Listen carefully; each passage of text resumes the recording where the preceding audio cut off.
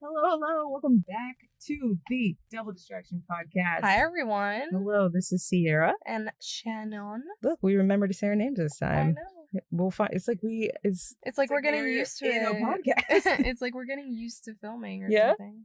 I know. I'm so excited. So this episode is going to be about design. And I came to Shannon. We had something planned differently originally, but I was just in a very designy mood. And I know that Shannon's always in a design mood. I am, but particularly recently. I mean, we've been talking about it a lot, so maybe that's why it's like spurring the creativity and things like that. But also just because of the podcast, we've both been collaborating on it, but like I've been creating like all our branding, like our logo and stuff, which you can check out on our Instagram. At double dot distraction dot pod. Distraction.pod on Instagram. So give us a little follow, but all our branding and things are on there. I'm also currently working on our website, so I'm designing all of that, like getting our SEO together. Look at you, SEO. I know. Search engine optimization. Yeah. I need to get all that stuff situated, so it's been kind of top of mind for me and Ceara as well. So we decided why not talk about it. Yeah. I think the reason that I wanted to switch and I was excited to talk to you about this is because I think a lot of people think that as like advertising people, half of the people think like, oh, we're just business-minded people or we're just like hippy-dippy art students. But it's like, luckily we get to like meet somewhere in the middle. Yeah, or we're just people like trying to persuade and like deceive people in a like dishonest way. Like, oh, you're a liar. And I'm like, first of all, I'm not even gonna go into working at an ad agency, so I don't need you to accuse me of anything.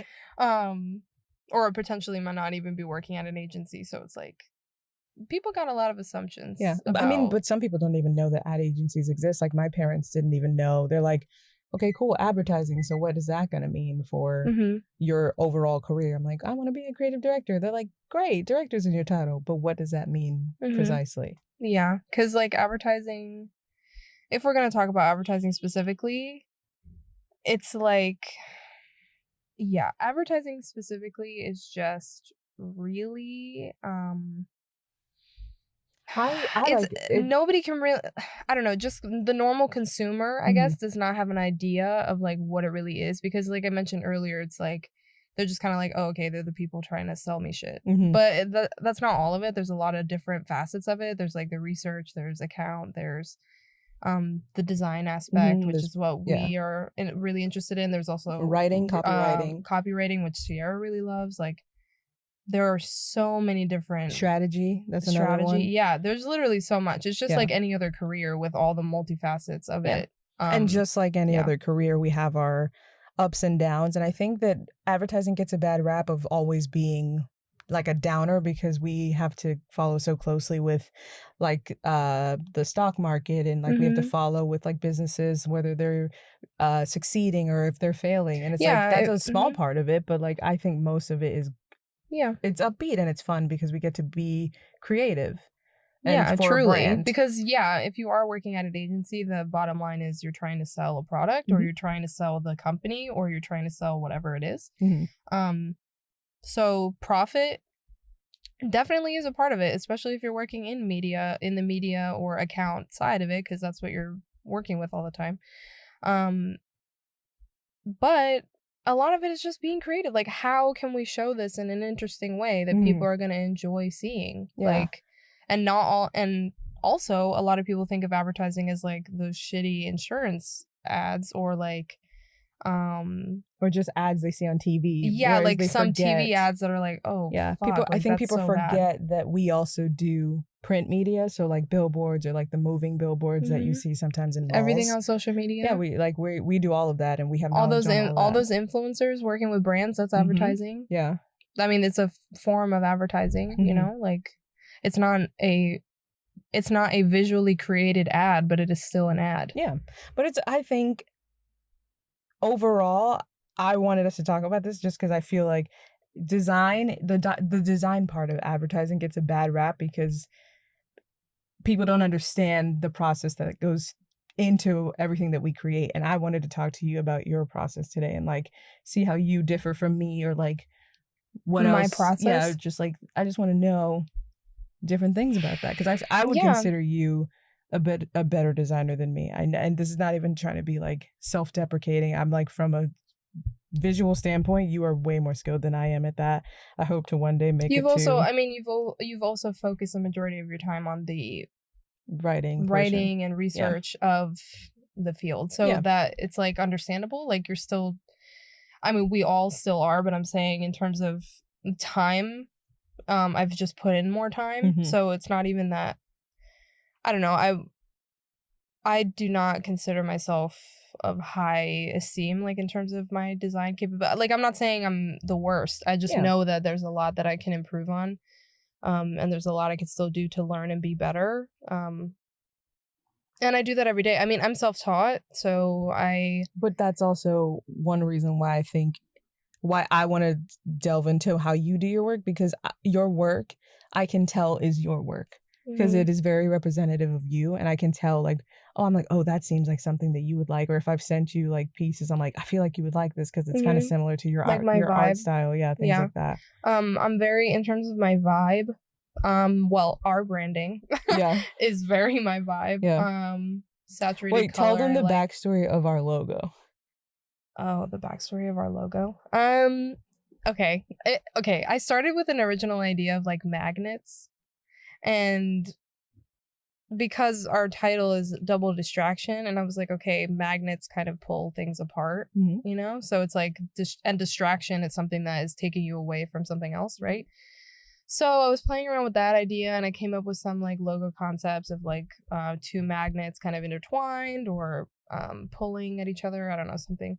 And then I had one design that Ceara was like, "Oh, it looks like dicks." Like it looks like dicks like tied together, and I'm like, "What?" Because in my head, like as the person designing it, you don't see it from the perspective of somebody else. So that was interesting and really funny. Maybe we can post them on our story so that people can get a look of like what we're talking about. Yeah, if you got for sure. If you guys want to see like kind of the initial like sketches, I'd be down to show you guys. That's another thing that I really like, and I have adopted as I'm making my way on my designing journey, is sketching, because I think people think if you have an idea and you can't sketch it out, and I know that one of our professors, Kevin, talked about it. He's like, you don't have to be the best artist in the world, but if you have an idea, you should have like at least a visual of what you'd like it to look like. And so that's what I've kind of started with now. So it's like I loved getting to see you make the logo and how you had your sketches, and then you even had like highlighters of like coloring it out. You're like, these are not the colors I'd use, but I just needed to see some colors on here. It's definitely, you at least need some vision. Like you can't just kind of like go in and have no idea like what you want. And I come from an art background in terms of I did not go to school for art by any means, but since I was really young, like I would always draw, I would always paint, I would always sketch, I would always do a bunch of nail art. Like I would do like realistic photos, I would do abstract, I would do, I mean, at the time I didn't know what that even meant, but I would just like draw whatever felt nice. I don't know. So I come from a sketching background of like just paper and pencil, like very classic. So I adopt that in my design. Like I never start in Illustrator. So like Illustrator is my home program, I would say. Adobe Creative Cloud for the listeners. Illustrator is the design one of their softwares. It's very like design oriented, vector images, clear, concise, kind of very easy to take from one medium to the other. So like if you're going from social media to print to whatever, it's kind of easy to manipulate that way if it's in vector. Anyway, sorry. So I always start, in terms of my process, I always start on paper and pencil. If I'm working with somebody else, I really like to get their opinion of what they want, because I know the things that I like and I know the things that I think look good, but if I'm working with someone, I like to ask them, like, can you give me, and I asked Ceara this too when I was doing our branding. I'm like, can you just give me like your inspiration, like things like what you see and you think would go well, and just send it to me and I'll come up with my things. and I'll try my best to like kind of bring it all together. Because if I just do it on my own and just assume, it'll always end up being what I your want. Design. Like, even if I'm trying to think like, oh, I think Ceara would like this, it might not be true. So anyway, that's something I like to do if I'm working with another person. But if I'm just on my own, I'll just come up with, depending on what I'm working on, what would I want? I do some sketches, think about colors. My favorite part is coming up with color palettes, because I just love color so much. I've discovered it's my least favorite part, just because I'm so bad at like I love color coordinating. Theory.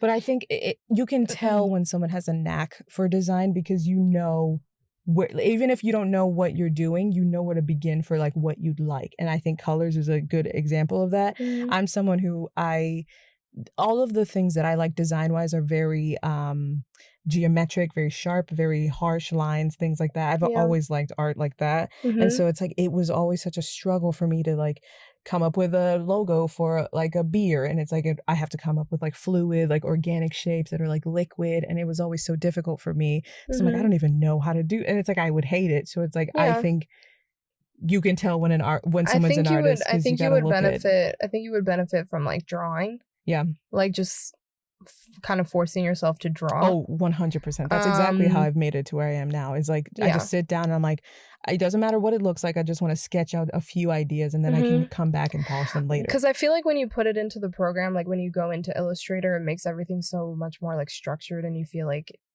I don't know, there's all the tools you have to use, and you're okay. You're like, okay, this straight line, how do I make it curve? Whatever. Like if you're drawing, which this is partially why I like doing that for like my idea of formulations and things like that. It's like, if I'm just drawing, it's very fluid. Like I'm not using any tool. Like, I mean, yes, you're using a pencil, but I mean, you can literally just draw whatever. Like you don't feel so structured. It's like a feeling, so it's really hard to like formulate a sentence on how to describe it, but I think it can be learned. I don't think you can't learn like the artistry behind it, but you can learn like the basics, and that's you where can I'm always at right learn. now. Everybody has creativity in them. Of course, there are people who are just more.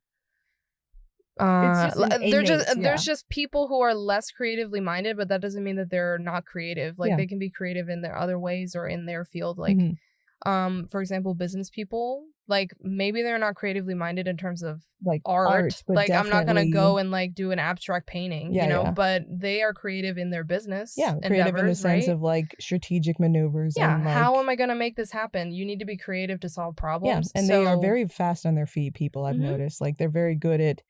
I don't want to say liars. Let's say embellishers, and they're good at improvisation. And I think that's creative because it has to be inside of you somewhere for you to pull it out. Yeah, and you need to understand people also. But anyway, I got a little sidetracked. But my process, so like I'll sketch out whatever ideas I have. I'll kind of formulate what kind of branding I'd like to have, or what kind of feel I'd like. Once I have like a pretty solid sketch, I'll usually have a few different sketches. And again, if I'm working with somebody, like I'll run it by them. Like, what are you kind of feeling? Is this good? Is this bad? Whatever. Once I have a pretty solid one that I'm feeling good about, then I'll put it into Illustrator. And usually it changes a lot. Like once it's in Illustrator, I usually change a lot of it, but it stays like the same core idea. It just always happens for me. I don't really have an explanation, but and then. I mean, that's a long process. It'll go from me like really liking it, and then I hate it, and then I'm like, this is shit, and then I have to start all over again, and I'll go and start over again, and I'm like, I can't think, like, no, like that idea is really the best one, and then I'll go back, and again, it depends on the project, but usually it's like a kind of back and forth, and then I'll come up with a really good, or what I feel is a really good draft or a proof. And then I'll show the other person, or I'll show the client, I'll show the person, like, what do you think of this? Is the colors good? Or, is there anything you'd like to change? So that portion of the process can go a little long depending on how many back and forth conversations you have. In the case of our podcast, it was pretty quick just because we were together at the time. So we like talked about it on the spot.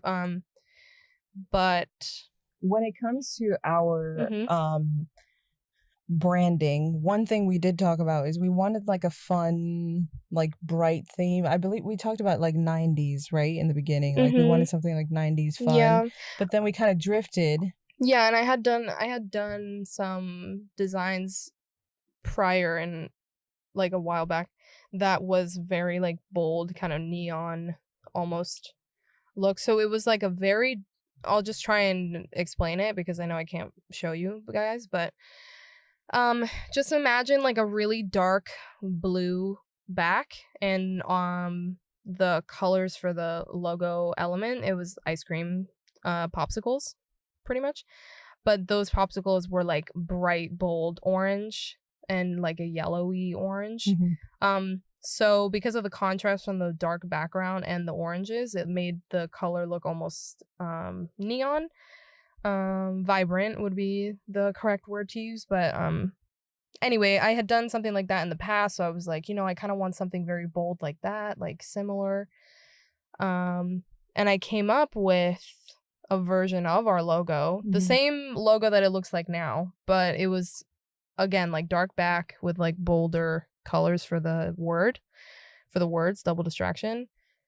And I don't know, we had a moment where we were like, oh, it's not really working, like we were gonna scrap it and do something else. And but that's when I would say that this was the moment where more of my type of design background comes in, because you're like, I really like the logo, like with the dark blue. And I was like, I think it looks excellent, but I'm like, it doesn't feel like us. And I was like, this is a portion of design where my background would, as a creative director, because I want to pursue that path, I feel like when I see a design, it should match who I'm seeing.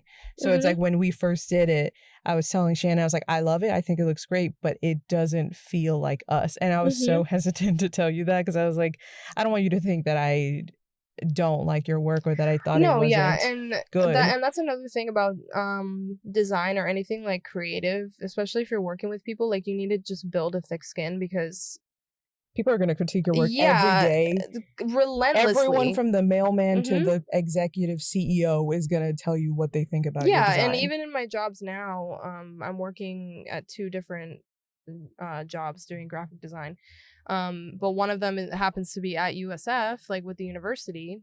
And I mean, that process is relentless too. Like it goes through like however many people, and I work in the vice president's office. So, I mean, it's like 1,000,000,001 people that need to look at the design. So you might get so many critiques back. And even so, I don't know, you just need to have a thick skin. So I would never have taken it in oh, she doesn't like my... I wouldn't have taken it personally, I guess, is what I'm saying, because it's like...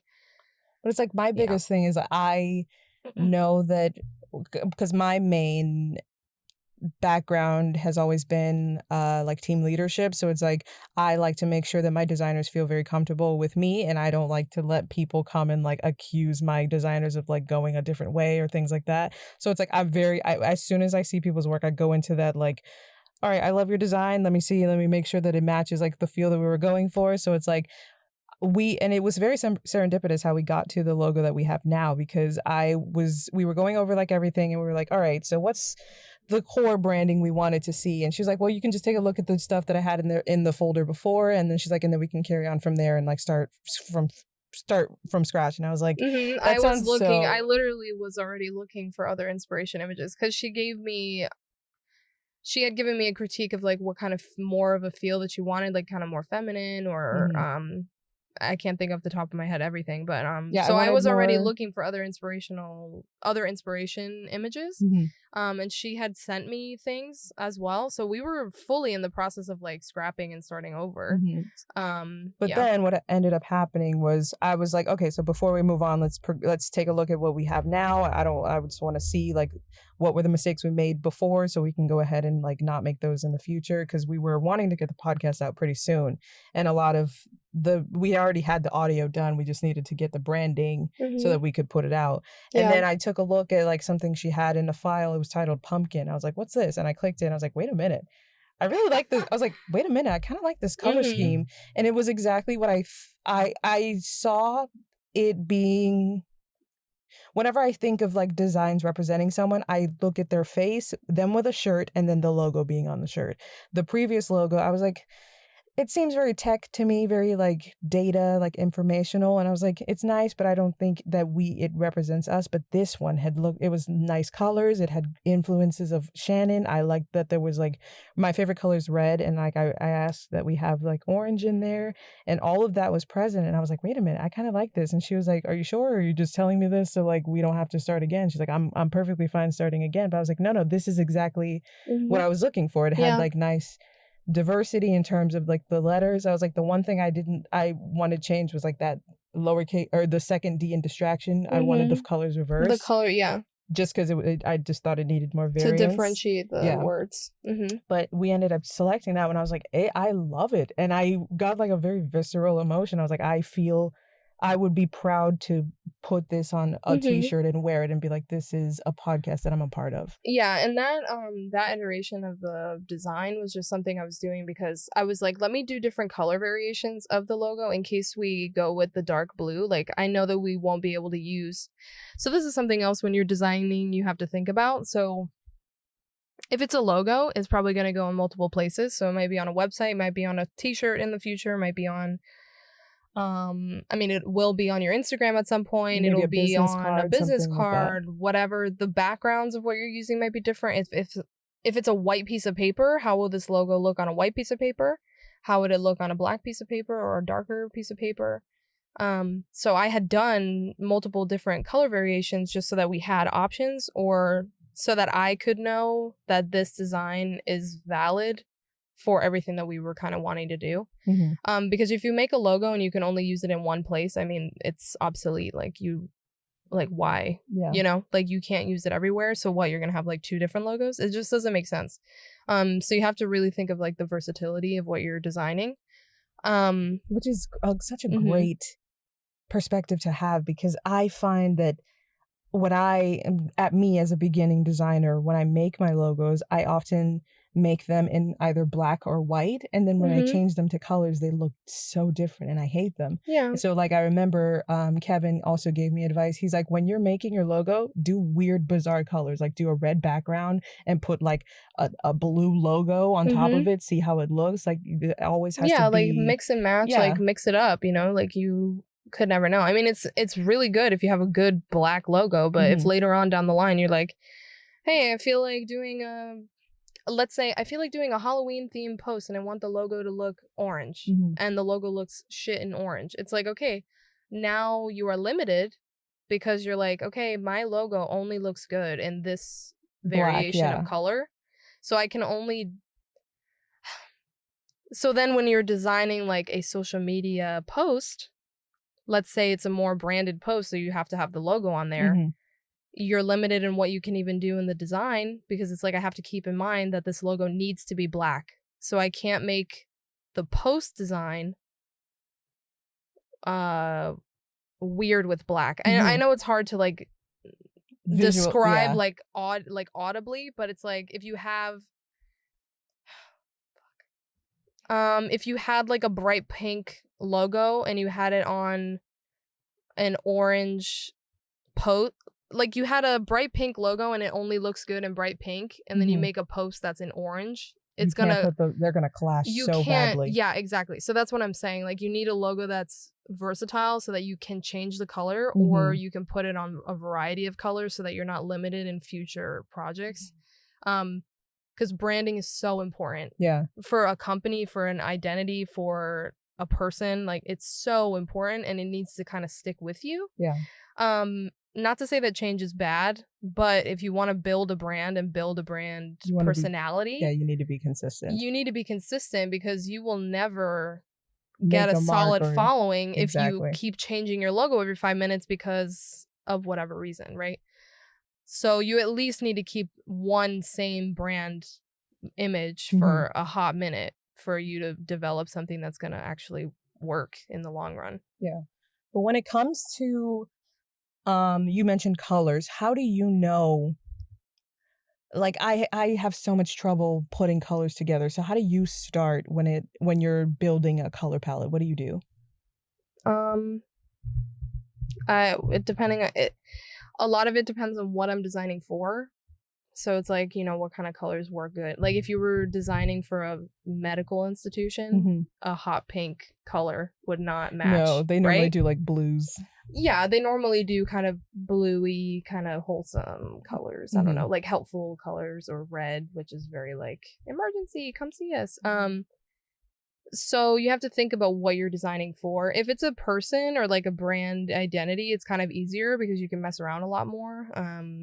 At least in my opinion, it can be a lot more representative of that person's personality. So you really have no limitation. If it's a more professional thing, you might have some limitation because you need to have an overall professional feel. And some colors just give you that vibe and some colors don't. There's a lot that you can go into, like color theory, which is like if you guys learning about if you guys have ever heard of like the reasoning behind colors or what colors mean. So like orange makes you hungry, and red makes you think something is urgent, and blue is like serene. Green is like the environment color, and it's very eco-friendly, right? That on a very basic level is color theory, and it goes way deeper than that, but I mean, I don't have to go into it in this moment. But when it comes to color, you kind of have to keep that in mind too. I can't tell you how many times, because I don't know everything about color theory either, so sometimes I'll go online and I'm just like, what does each color kind of represent, or what does it like make looking people at the feel? color wheel. What's the psychology behind this color that I'm looking into? Which is my favorite part of advertising. Yeah, so I do that a lot if I'm kind of really lost. But for me, and I've told Ceara this before, but a lot of design for me is just feeling, which doesn't really help when you're trying to guide somebody into how to design. But for me, it's like, does it feel good? Like if you look at it, it's kind of similar to what Ceara said about when I see, like when I'm thinking of a personality, I see the person with a shirt and the logo on the shirt.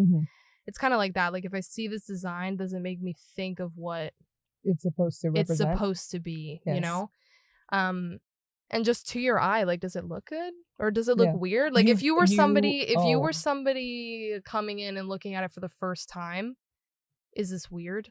Is it not weird, but is it kind straightforward? Is it strange? Is it clear? And that's when it helps a lot to get other perspective. If you're working in a company, you will always have that because there's like 1,000,000,001. Again, there's a lot of people looking at it. But if you're by yourself, you can always run it by your friends or like business partners or I don't know, your parents. Show your mom, like, hey mom, does this look terrible? I've sent my mom so many things in the past. Shout out to Saray. 444. But it's so weird for me to say her actual name because I don't ever say her name to her face. I always say mom. I'm like, oh my god, love Saray. Saying her name is so weird. But I love her name. Anyway. But wait, hold on. I was gonna say color, one of my favorite things that you do when I'm coming to you for design stuff, because I have like a select few people, because it's you, and then I had a coworker who was like a genuine like art student, like art. She does like studio art, like 3D printing stuff. I love that. But when it comes to like design stuff, I always ask you, I'm like, I never come to you for positives. I'm like, what's wrong with this? You're like, no, it's good. I'm like, no. Tear it apart. You're like, okay, well, first, and you start with questions, which is my favorite. You're like, a good example for me is I made Jeff, my son, that you guys saw.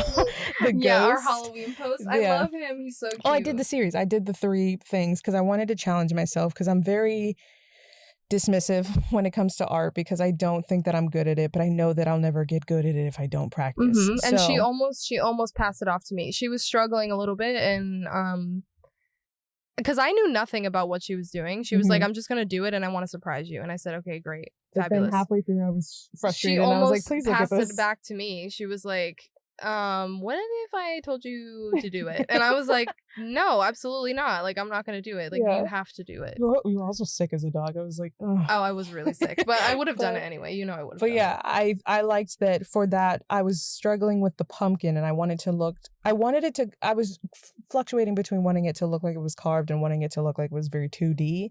And you were like, well, have you ever seen a pumpkin that was just yellow? And I was, or like the light behind it was just yellow. I was like, well, no, but you're like, well, then try to focus on like what you would expect from seeing a pumpkin like that. I was like, okay. You're like, when you have a carving, what is on the sides? I'm like, I guess you normally see like the shading on the sides. You're like, exactly. So maybe if you try starting from there. And I was like, I really like that approach because it's very clear that you are good at instruction. Because I know many people who'd be like, that looks fake. It looks ugly. Actually, half of our professors who are like, it's ugly. And you're like, it's well, ugly. What do I do? You're like, and they're why like, is it ugly? They're like, I don't know, figure it out. Why is it bad? Yeah. So I really liked that. And in the end, I was frustrated with myself for expecting myself to be like a top-notch designer. I was like, just make it, because I did sketch it originally, and I was like, just make it how you wanted it to begin with. And then Shannon was like, oh, I love that. And I was like, don't lie to me. You were like, no, I like it. And I wasn't even lying. Well, it was because when she originally showed it to me, it wasn't in context with the whole image. So it wasn't, for example, her gif with Jeff, where he like kind of puts the pumpkin out, like he's smiling and then pushes the pumpkin. She only showed me the pumpkin part. Like, she didn't show me it with Jeff and that whole video, you know? So I was only working with the pumpkin. I'm like, if that's the only image I'm looking at, I had different opinion. Like, sometimes you need to see things in context with everything else, because it might be altogether, it might be a really unified, like, good design. But if you break it up into pieces, like, it might not always work without the other things, which usually when you are designing something, you want all the parts to be able to stand alone. And I personally think like your pumpkin could totally stand alone. I'm very insecure about my pumpkin. It's fine. I think it's really good. I mean, I think it looks good. I think it end up looking how you envisioned it looking. You guys, she made me make a wallpaper of like the repeated, like the pattern with the lips and the pumpkin. I was like, here's the wallpaper. Yeah, because I loved it. And then she made it as her actual phone wallpaper. I have it as my wallpaper currently because I like it. It's so cute. Baffled. And the lips are really good. I don't know. Wow. I like it a lot. Wow. But I think that's really interesting that you're like, sometimes you have to see it in context, which, I think I suffered most of my, I guess that was our sophomore year that we started. Do we have creativity? Add creativity? No, our sophomore year, when did we take? Sophomore was add creativity or no?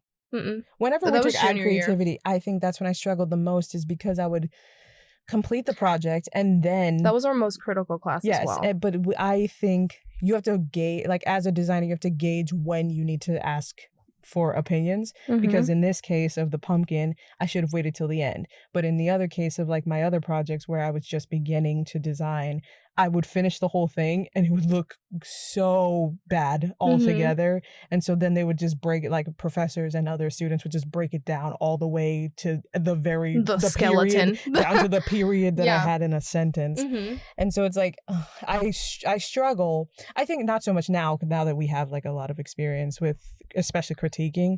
I don't struggle as much with when to ask for help. But I think overall, when it comes to design, I get very timid to even try, because I'm like, well, if the sketch isn't good, the final product's not going to be good, which is not. The sketch doesn't have to be good. Exactly. And I'm like, that's not telling of you anything. Also don't have to be really good at drawing. Yeah. To design. Like, I've learned that. You don't have to be a good drawer. I feel like I said that weird, but you don't have to be good at drawing. You just have to have a vision, and you just have to be creative. I mean, how many of our professors suck at drawing? Kevin, but he's great at. Love him, but he even says himself he told that us, he sucks at drawing. You don't have to be a Picasso. Wow. Same wavelength. But yeah, and those classes was where I built my thick skin, because those classes were so critical. And I can't speak on maybe other art industries or other careers, but advertising specifically is very critical, and it's a hard environment to be in. Especially in that sense, because there is so many people looking at it, and it's going to be shown to the world potentially. Anyway, so that's kind of where I built the thick skin, along with other life things, but everybody has their stuff. But I think that now that we've covered design, and I think that, like I said, I think you have a natural knack for what you think things should look like. Thank you. It's always developing, right? Like, again, I'm self-taught. So when I started, I can show you guys, if you really want me to, I can show you the first design that I ever did on Illustrator, and it looks so bad. I can't tell you how bad it looks. I mean, it can't be as bad as my first project. It's like the cliche beach scene, because I didn't know what to do. So I was like, let me just do a beach scene. Because I wanted to like get my feet wet and like do something. And it's so bad. I still have it somewhere in the ethers of my the fact that documents. You even had the tenacity to go, let me try this and make it. This was from an ex, actually, that got me into it. Because I was always into the art thing. I was going to school for advertising, but I kind of wanted to do something creative in my own time. And my boyfriend at the time, this is my ex, he was kind of into design as well, whatever. So he introduced me to Illustrator for the first time, and then from there it was just like, I mean, the rest is history. Like, I'm in love with it. I love it. It has changed. Also, this through class and things like that, and the design artsy field has changed my opinion on what I want to do with my career, because it's like, I started school in advertising. I'm doing my master's program in advertising right now.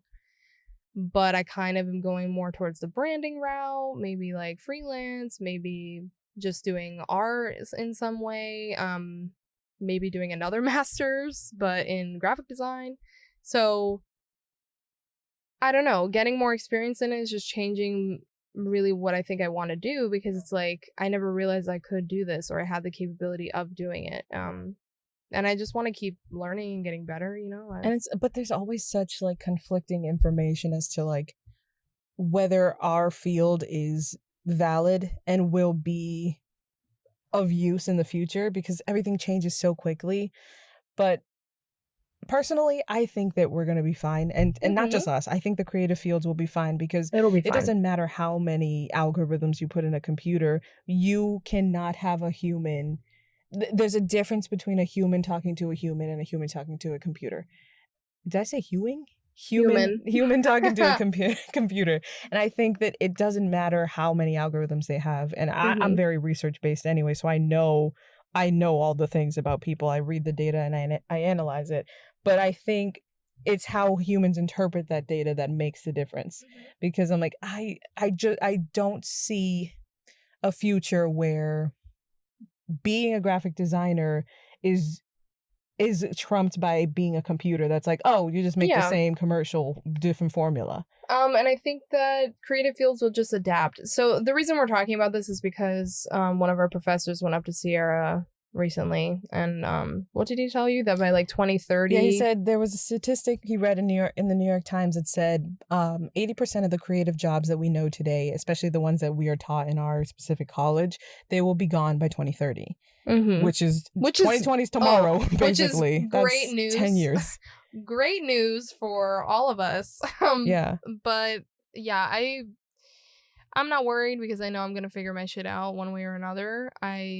All I know is that I want to be doing something creative, and if I can, I would like to work in a flexible environment. I kind of want to work for myself, or I don't know, try something different. I don't want to just be working in a cubicle. I want more of an experience from what I'm doing. And I would say I'm the opposite, where I'm like, there's so many things that I like to do, and they're also creative, and for some reason I keep bringing them back down to like, I want to work in an office. Like, most of my best things happen in the office. But that's good. Like, I will work in an office. Like, you know what I'm saying? And I will never discredit those positions. It's just not my personality. It's just not, especially as I've been growing and like kind of coming into myself and knowing who I am. Like, it's just not in my personality to just be sitting in a. I can't do that. That's not for you. And I have done it. I mean, how many internships and whatever I've done it. I've worn business cash every single day. I still wear business casual every single day for one of my jobs. So it's like, I do it and I have done it. It's just not what I want, you know? Yeah.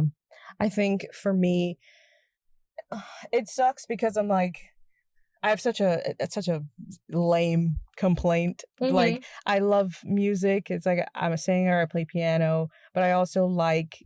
And you're amazing. Oh, calm down. She's really Relájate. good. She's really good. No, I do, and that's the thing though. It's like I don't know if I ever want to corrupt it by making it a job. So it's like it's always been my hobby.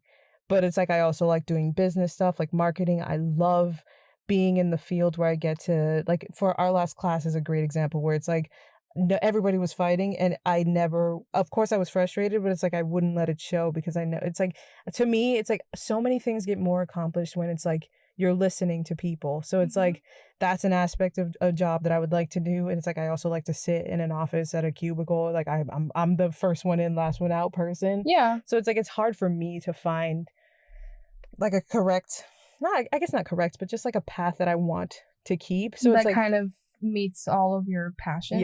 Yeah. So it's like which I mean, it'll be hard to find something that is I won't, everything. and I won't. But and that's why I know I'm gonna be like a job hopper because I've always been like I always have like seasons of things. Like right now, I can definitely feel that I'm in like a very designy writing aspect of my life right now. Creative mode. Yeah, I can feel that that's the skills that I care most about right now. But speaking of writing, I've noticed that I think our processes are so similar in terms of like the things that we're good at because you said that you start with like a sketch of like the things that you want to do before. Yeah. Like you have your ideas based on whatever the project is. I would say that I'm the same, especially with like copywriting. I love writing copy. And it's like you always like you're like I'm not a strong writer. I disagree. I don't. Okay, you're not like a. You're. I don't. I'm never gonna be like oh you're the best writer on the planet. But I would never say that you're not great because you're very good. I used to write a lot. Okay, you just told me this yesterday. I learned this. A fun fact about me: I was writing a book when I was in middle school. I was hell bent on writing this book. I can't remember if I even told my parents about it. I might have told them, but I was in this like writing studio like club thing and I would stay and write and it was a real passion of mine for a hot minute. I was like into it. More the creative writing, like fiction kind of stuff. But and I was writing a romance teen drama. As you do. As I do. That is literally the only genre I could ever write and like make sense for my personality. But yeah, so I did used to be into writing and it's just kind of not my forte at this time. It's not what I'm most passionate about. And I definitely cannot write for shit because my grammar, never good. My spelling, never good. I literally just posted something on Instagram and I misspelled the place in my caption, but I tagged the location on the Instagram post, so I easily could have seen it and like recognized my mistake, and I didn't. Like also my autocorrect on my phone hates me, but it always messes up everything. But how do you I want to get to the bottom of this. How do you approach okay, so say like for like our classes, they'd give us like a brief, which is just like a description of like what the brand wants for a specific project. If you're given the brief and you have to write copy, where do you begin? How does that start for you? Usually I really like to know what the point of something is. Like, what is the reason that I'm doing this? Or what is the reason that they want this? Like, what is the actual purpose at the end of the day that I'm looking for? Right? In anything, whether it's design or copy, like we're talking about. Because it's like, if there's no purpose, like, what the fuck am I doing? So, and I also feel like it guides your ideas. If you know the purpose, your ideas will actually be relevant to what you're doing. If you go into something and have no idea what the reason is, you're just going to come up with whatever comes to your head and it might not work because it has no backing. Like, it doesn't connect with anything. So that's usually where I start. I'm like, what is the purpose of what I'm doing? What is the crux of it all?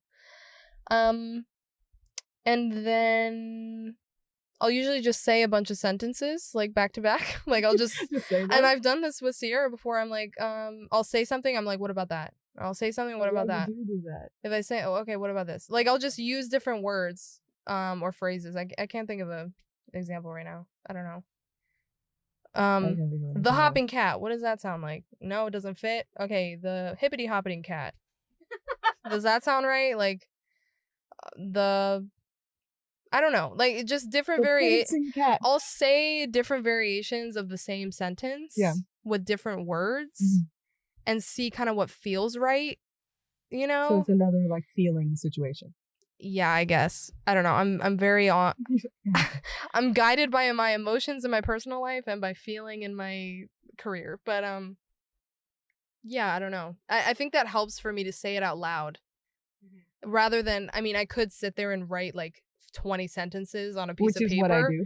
That's what I do. I could do that, but it doesn't, for me, it's not as helpful as saying it out loud because you actually hear it, you know? When you read something, you hear it in your head. Does that make sense?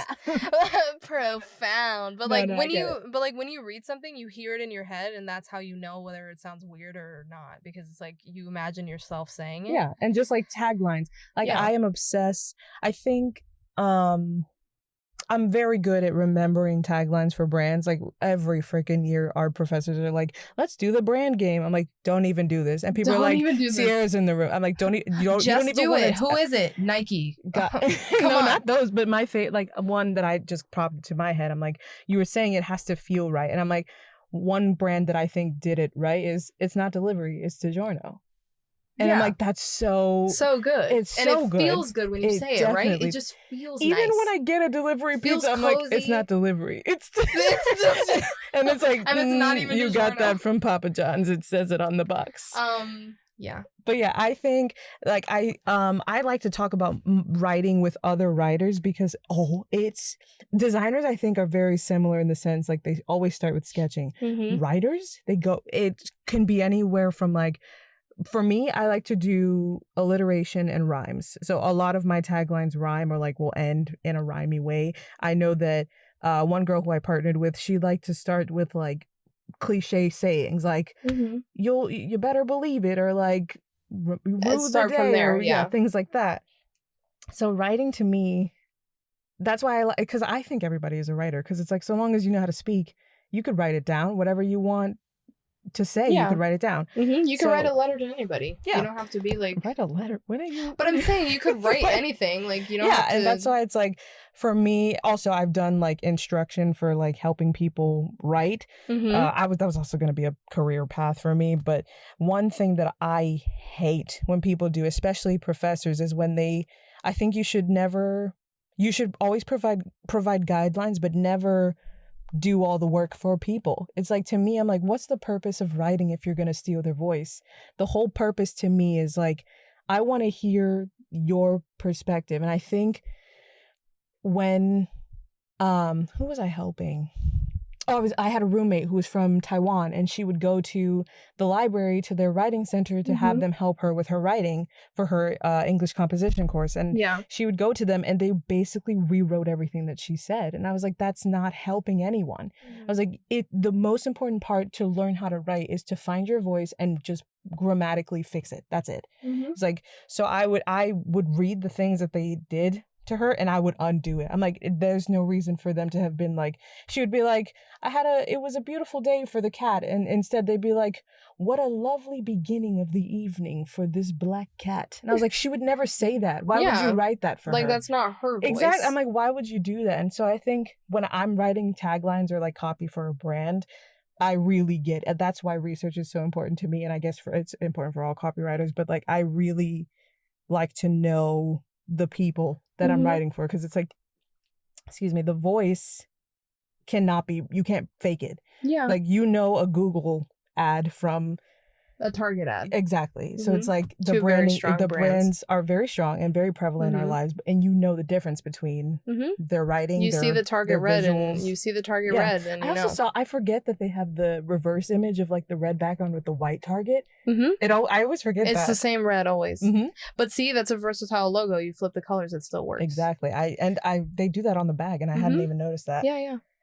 But I don't know. I think I wanted to ask you about how you approach writing, because I feel like you get down on yourself when writing. But I like your process, because like when we were coming up with our, like even our Instagram bio, I was like, you have already like, we've established the role of like, you do the design, I do the writing. But it's like, I try to make sure, I'm fine with mixing it. Like, I really don't care.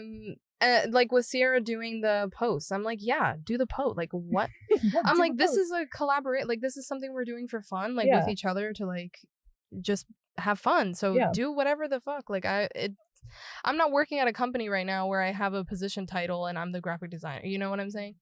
But with writing, I feel like I always dumb things down. Not dumb things down in terms of like using like making myself feel stupid. It's just bringing it to a more casual level. Exactly. That's why I like because that's collaborating with you, because I think I've gotten this criticism from a lot of our professors is like I speak the way that I write, and you can tell that I write with big words because I use and you're a very words. Like analytical person, like you're a researching person. You are a very. But that's not something that it's not a negative. It's just like that's your personality and that's your voice, so it comes out in your writing. Right, but again, it's a perspective of like you need to know the voice and the tone of whatever brand you're working for, and normally it has to be casual. So it's like I would always write like, it doesn't even matter if I break it down to 5 words. They're like, why did you write serendipitous in this? I'm like, I thought it fit. And they're like, nobody's gonna say that. Nobody says nobody's saying that. I'm like, pontificate? They're like, get out. They're like, get out. But I love that. I always learn new words from you. I mean, it's fun for me, and I've always done that, but I love the fact that you're like, Ceara, get out of here with this big 4-syllable word, and like you will take it down, especially if you're working in social media. Social media, I hate social media. Social media is literally like you have sitting with your friends and nobody gives a shit about anything. But also you have 2 seconds to get your message across. Yeah, which is so. That's why to me, my favorite media to work with is probably, I like doing billboards, and I really like video ads for social media. What do you like doing? I like anything branding. I like coming up with brand personalities. So I like thinking up the color palette. I like thinking of what fonts you're gonna use. I like thinking of your logo. I like thinking of the feeling or like the vibe of your website. You're also good at pairing fonts, which is, I've lost sleep over fonts. Is a whole other thing I could talk about for ages. I love choosing fonts, although it's not my favorite thing. My favorite thing is like color, but because I feel like color is where you get all the payoff. Like when you find the perfect like color palette, you're like, it clicks. Yeah, you look at it and you're like, yes. You're like, yes. Oh my fucking god, that works so good. I love it. Or like fonts, you can get that feeling too, but I don't know.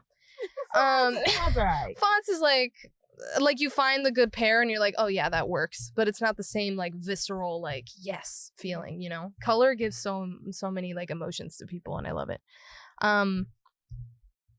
But overall, you would say like the branding is your favorite? Overall. What's your least favorite? My least favorite thing? Probably designing ads. Wait, why? Designing like, I don't know, like I really don't have an explanation. I just think it's like not my fave. Like designing ads in what way? What do you mean? Like what we used to do for class. Oh, that where they're like come up with designing a print ad. So like if somebody was like, design an ad for a beer commercial or a beer ad, which we have. I mean, we've done. It's fun to do. Like the Kia Stinger ad? It's fun to do, but it's not my favorite thing. And I also am not super into like images. I like creating graphic elements. My favorite thing to make is like the graphics and actually doing something from scratch and like coming up with something, rather than like, let me take this image of a car, slap it on here, put a little put a tagline on the bottom, put the logo in the top left, and we're calling it a day. No, like I love animation, I love graphics, I love icons, all of that stuff. So my thing with ads or designing ads is a lot of times it's images. Yeah. And it's just not what I feel passionate about. So I'm like, wow, I don't really like if it was an animated drawing of a car and then you put the tagline on it and the logo, like I would probably feel more passionate or more intrigued by doing that than let me find the Kia Stinger photo and like put it on an ad. That's so that's another reason why I get very frustrated with myself for not being good at graphic design, is because I would say that I'm a better videographer and photographer than of course I'm more of those than a graphic designer, because you have to make the things. Whereas like photography for me, the framing, everything, it just makes sense, and like I know how it should look, I know how it should feel, especially. But it's like when it comes to like designing the elements from scratch, it's like you have to make the framing and then make the image fit into the framing because you made it. So it's like it should make sense to you, but it's like I struggle. I love that. It's like I struggle with that because I'm like, oh, but I'm like, what if I wanted to like, another thing I'm very bad at and I'm working on it right now is like gradients, because like gradients can be very powerful in terms of like giving it like a robust tricky, feel. Though. It's very hard. Gradients are tricky for sure. They're not my favorite thing. I mean, they can look really, really cool if you work on it. Just for like you guys, gradients is just let's see. It's an effect. It's like it's an effect that makes it look like one color is fading or moving into a different color. So if you had black on one side and then it fades into white on the left, like black on the right and it fades to white on the left, that's like a gradient. Or it can be different variations of black or whatever. Like an ombre for your hair, that's a gradient.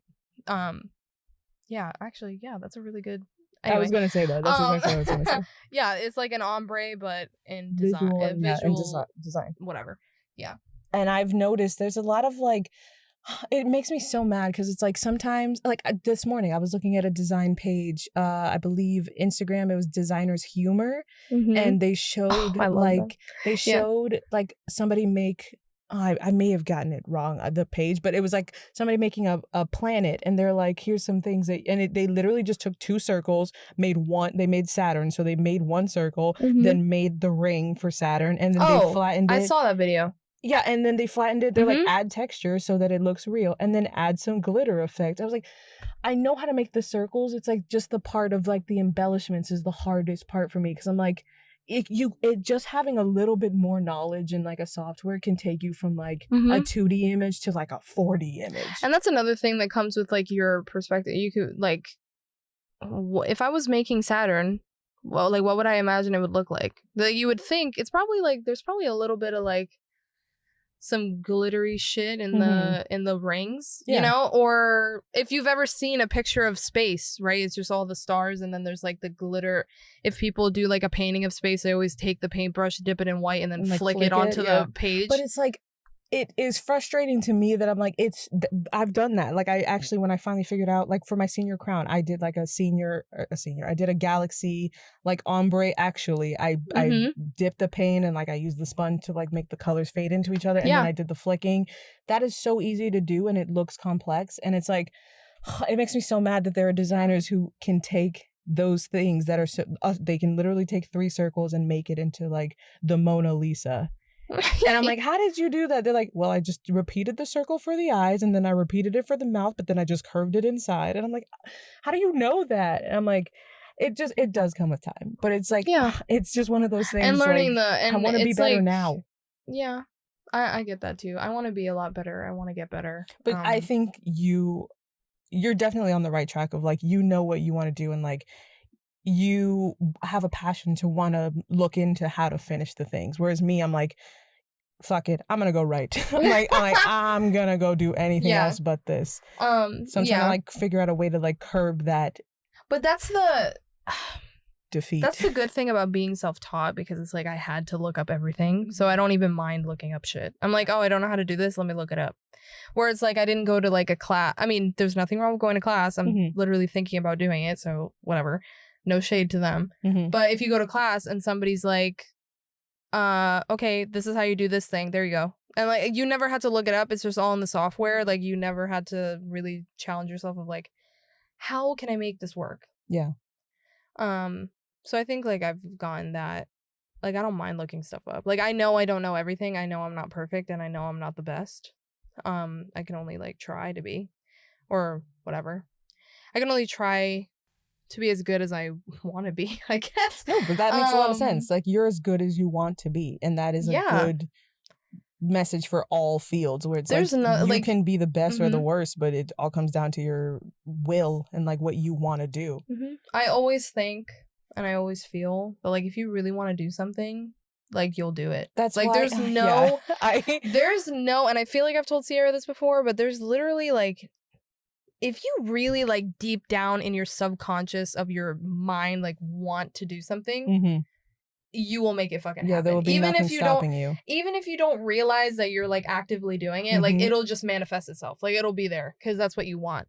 Like people that struggle so much with going to the gym, it's because you don't want to go to the gym. It's because you don't like going to the gym and you don't want to go, so you're not gonna do it. Like with me, I've tried so long to make myself a gym person, and I used to go to the gym all the time, but it's like in my heart of hearts, I'm not passionate and I don't like the gym. Maybe there's another activity that I like and I haven't found it yet, but it's not the gym. Yeah, but you said you like doing the classes. Yeah, like the fitness classes are better, you know? So it's like you have to learn, like you just have to learn about yourself. If you really, really want to do something. I know, you said that to me recently, and it like, I know people say it a lot, but it's like, it's just when you said it to me and what was happening to me in my life, you were like, the reason it's so hard for people to change is because you can't. It's like, it's very hard for you to make a change because you have to actively do it all the time until it becomes repetition and like now it's breathing to you. And if it never becomes breathing to you, it's not for you. Yeah. And so it's like, sometimes it's hard to come to terms with that because you're like, shit, I really wanted to fucking be a ballerina, but like, it hurts. And it's like, you're like, so I quit. It's like you're not as, like, you know, yeah. Ballerinas are so bad. They will break their fucking toes to go dance in a recital because they want to do it so bad. Like, and it's okay. I know that some things you just want to do so fucking bad. Yeah, because it looks cool and you're like, I want to be good at it. But it's okay to not be good at everything. Like, you don't need to be a jack of all trades. I mean, yeah, if you can do that, then great. But you don't have to do that. You don't need to put yourself down because, oh, I'm not. Like, oh, fuck, I don't know how to paint, so I'm the worst person ever. Or like, I don't know how to lift 300 pounds. I suck. Like, everybody has their thing, and it's okay to not be like good at every single little thing. Like, be good at what you're passionate about. Find that thing, yes, and which is also kind of a hard thing to do, but just like try and find that thing. And like I said, if you want to do it, you just will, and it will just happen because it's like, yeah, I just know and I just feel it in my, like, it's such a subconscious process. Like, you don't even think about it. Yeah, that's why I like our quote that we have. Like, our first quote is, double check and make sure your distraction isn't actually your calling. Meaning, why are you forcing yourself to go to this office job if you know that going to play guitar is what really strikes joy into your heart? Why not make that your passion and make that your goal? I know that some people are like, I don't want to. It's easier said than done because you need to pay. You need to pay for your bills. But absolutely, but you need to find a way. Just devote more time. Like, yeah, but find a way to make that your thing.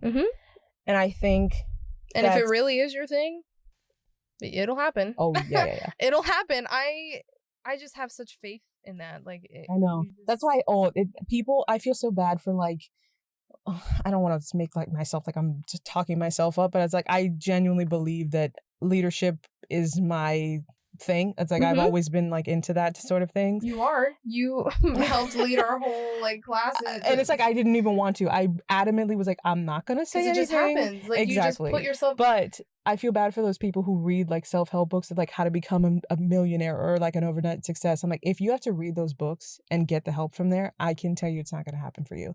Because if you're not actively out there making the things happen, it's not going to happen for you. Yeah, I mean, you can read, and there's nothing wrong with like getting information and educating yourself. Yeah. It's just like, if you're reading those books and then doing nothing with the knowledge, like you read the book and then next week you're still not doing anything with the knowledge. What the fuck are you doing? Like, you're just trying to make yourself feel better of like, oh, I'm trying for my dreams. But like, no, you're not. You get to tell people, you're like, I read this book on success. Yeah, okay, you sound smarter, but like, what are you doing? Yeah. You know? And I don't know. It's just like, it will happen for you because it's just natural. And it's like for Ceara talking about the leadership. It's like, she didn't want to. Nobody told her to be a leader. Like, nobody said, hey, Ceara, can you run this project? Nobody said that. But it's like her nature inside of her is like, she's like, I cannot sit here and let this all go to shit. And like, I feel like I have to do something. I have to, because it's just in her, right? Like, I have to make this work and structure this so that it does work. And that's not something that she consciously did. Because I it's just like, wanted you to just make sure people didn't fight. I was like, please, you don't hate each because other. it's You're just upset unnecessary. with Because it's with the situation. Anyway, but Yeah, it's just those kind of things. mm-hmm. Or I mean, I don't know what an example would be for myself, but for it's you, just kind I of would like, say you're very good at making sure that other people are taken care of, even if that means putting yourself aside. And it's like you try as you might. You're like, I'm gonna put myself first, and I'm like, why are you out here taking somebody's trash out? You're sick as a dog. Somebody should be helping you. You're like, I can't help it, and it's like that's exactly your thing. It's like you make sure that people are taken care of. And I think that's very interesting because it's like I've seen you try not to make people your first priority, and it doesn't happen for you. I've tried so many times. Yeah, it happens weekly. I think I said it this morning. I think it came out of my mouth this morning that I'm gonna stop. I gotta start putting myself first, man. It's like, and I do put myself first. Like I do care about myself, and I do put myself first. But it's like if I care about people and I care about somebody, like I can't be cold-hearted. Like if I decide in my mind that I like you or that I care about you, like game over. Yeah. Like I will help you however I can. Like I won't kill myself. Like I won't make like I won't drive myself to the point of being like unhealthy or something like that, but I will do everything in my power to help you because like I've decided I care about you and I am there for the people I care about. I don't know. Which as an outsider is very frustrating because I'm like, why are you breaking your back for people who don't give a rat's ass about you? And you're like, because they once did. I'm like, if one thing you're gonna learn about me is I'm the queen of cutting people off. I have no issues. I'm like, if I have to tell you that I don't like something more than once, you're done. I will never speak to you again. And it's not because I'm like, oh, I don't like this person. It's because I'm like, I can recognize that you don't have the trait in you to be considerate. And that's what it all comes down to is consideration. And I think for you, you will, even if someone's being inconsiderate to you, you're like, well, maybe it's because, and I'm like, oh, Shannon. I'm like, no, they're just an asshole. And you just, they're taking advantage of you. But all in all, I think I really wanted to have this discussion is because for design, because I knew that it's something that Shannon's very passionate about, and I wanted to talk about it because I'm working on making it my passion. I know that we just talked about how you can't force things, but this I'm willing to make work because it's not very far from what I'm doing already.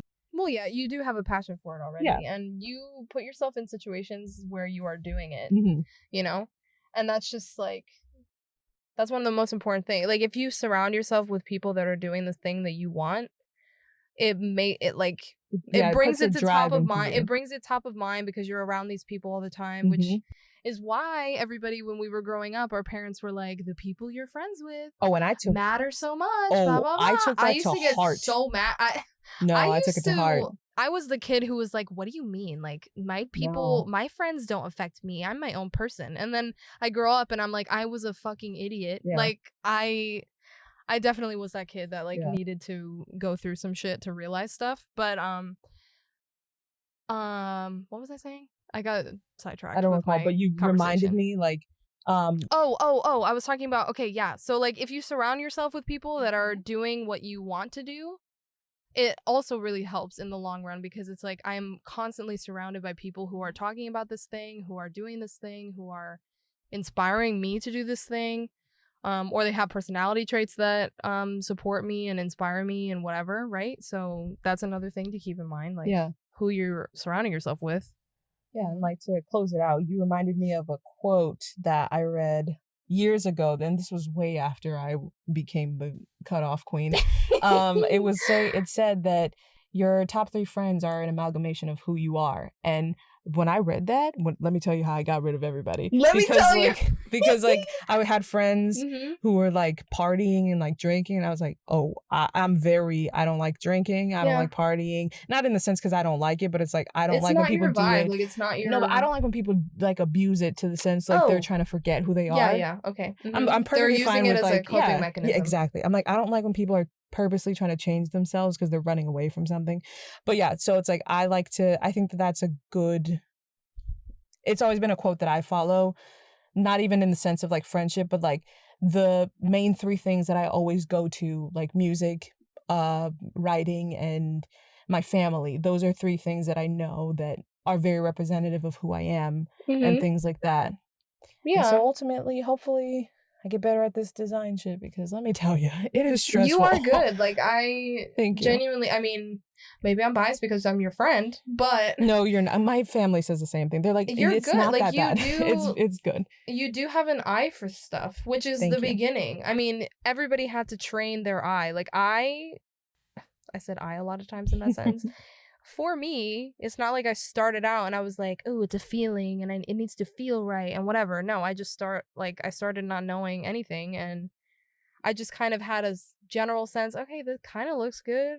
But like, you train your eye. It's just having having that starting ability, like, kind of set you ahead. So like, you do have that eye. You just need to train it, and like, what you're already doing, Thank you. And you're you're challenging yourself and all that stuff, which is good. Yeah, well, that was episode 4. Yeah. Cannot believe it. We've made it so far. Like, we've made so many changes, but still, like, for the better. I hope the audio is better. I think the audio is better. I really like it. And I hope you guys like this episode because I love this shit. Like, this is my realm. This is my, this is my jam. If you guys want us to talk more about design, or if from this episode you have questions, just feel free to comment. I'll answer some stuff. Ceara can answer some stuff. We can do a whole other episode, which we will anyway. Most definitely will. We will anyway, but I want to brush up on my skills, I want to come back and say what I've learned. Let us know, like, maybe if there's anything in particular you want us to talk about. Because this is like, for me, I'm like, yeah, this is only the beginning. This is only the beginning. Thank you guys so much for listening, and supporting us, continuing to support us. For those of you who are back for season. Welcome back. Shout out to Janet, who always comments. We never shout out Janet. She's my aunt. I love her so much. We love her. Oh, hi Tata. I call her Tata. But thank you so much for your support. Yeah. And again, follow us on Instagram if you would like. _distraction.pod. On Instagram. We don't have anything else yet. Website is coming. It's on its way. Website is on its way. My baby will be delivered soon. Please go like the post of my son, Jeff. Yeah. Oh, yeah. Oh, and I was going to say something else. Oh, yes. Okay. Take a little pic of where you are listening to us. Share us around, and I will post you, because Ceara does not. I hate Ceara does not mess with the social media. But I do it. She does it. But anyway, I will go through and I'll look and like I'll post you guys onto our Instagram stories. I just really want to be able to interact and like be with you guys, like talk to you guys. Family. I don't know. So, yeah. Thank you guys for listening. We'll catch you in episode 5. Yes. Bye. Bye.